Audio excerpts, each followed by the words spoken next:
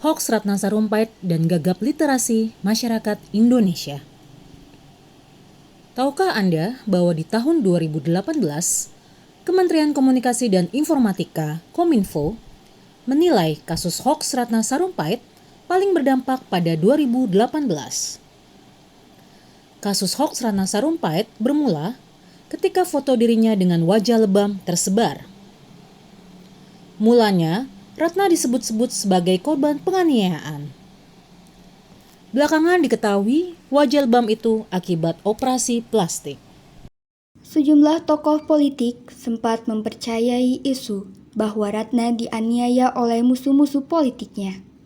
Sebut saja seperti politikus Partai Gerindra, Fadlizon, yang telah bertemu dengan Ratna Sarumpait pasca dugaan terjadinya penganiayaan, di mana ia mengatakan Ratna dianiaya oleh 2 hingga 3 pelaku. Tak ketinggalan tokoh nasional Amin Rais mengaku syok mendengar kabar penganiayaan Ratna Sarumpait, sehingga ia bergegas menghubungi Prabowo Subianto.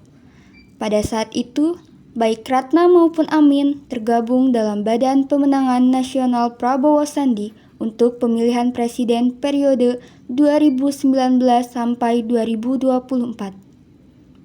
Menanggapi kasus tersebut, politikus Partai Amanat Nasional yang juga putri Amin Rais, Hanum Rais, sempat menyebut bahwa Ratna Sarumpait sebagai Cut Nyadin dan Kartini masa kini.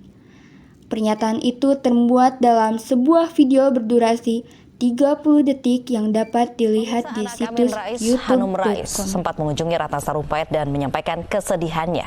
Dan berikut video yang diunggah oleh akun Twitter @agungbriansyah3.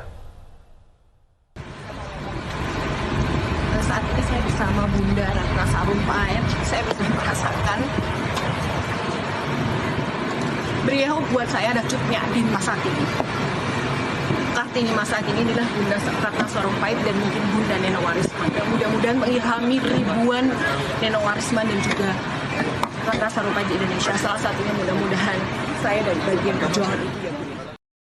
Adalah musisi sekaligus dokter, Teguh Adi Fitrian atau Tompi membongkar sandiwara Ratna Sarumpait.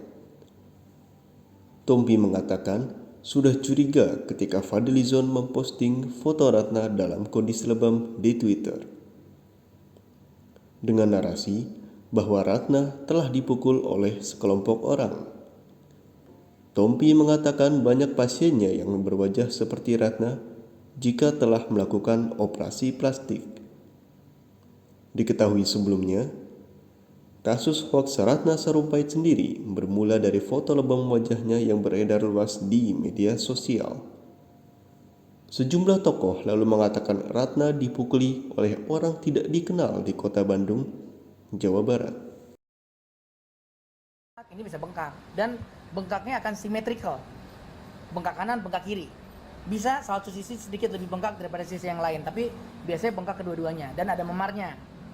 Itu yang pertama. Terus yang kedua, kalau pada kasus saya operasi, sekali lagi saya tekankan ini bukan saya komentarin foto, tapi kalau misalnya pada kasus operasi, operasi pasti ada sayatan. Operasi itu selalu meninggalkan sayatan, nggak mungkin nggak ada sayatan.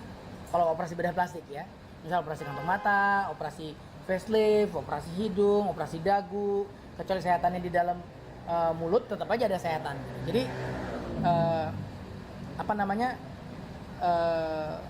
dari situ, dari hal-hal itu ya kita terbiasa untuk melihat gitu, Jadi kecurigaan itu timbul karena itu. Gitu. Bang, penegasan aja bang. Berarti yang dilakukan. Minimnya literasi di kalangan masyarakat menyebabkan hoaks atau kebohongan Ratna Sarumpait menyebar secara masif. Bahkan, beberapa tokoh nasional pun terperdaya oleh kebohongan Ratna Sarumpait. Hoaks terus beredar dikarenakan beberapa orang dari kita tidak terlalu akrab dengan teks dan cenderung bersikap berlebihan ketika mendapatkan suatu informasi. Seseorang yang mengerti tentang literasi akan bersikap kritis dan akan selalu mengecek kebenarannya sebelum ia menyebarkannya. Akibat perbuatannya, Ratna dijerat 2 pasal. Pertama, Pasal 14 Undang-Undang Nomor 1 Tahun 1946 tentang Peraturan Hukum Pidana karena diduga dengan sengaja menimbulkan keonaran.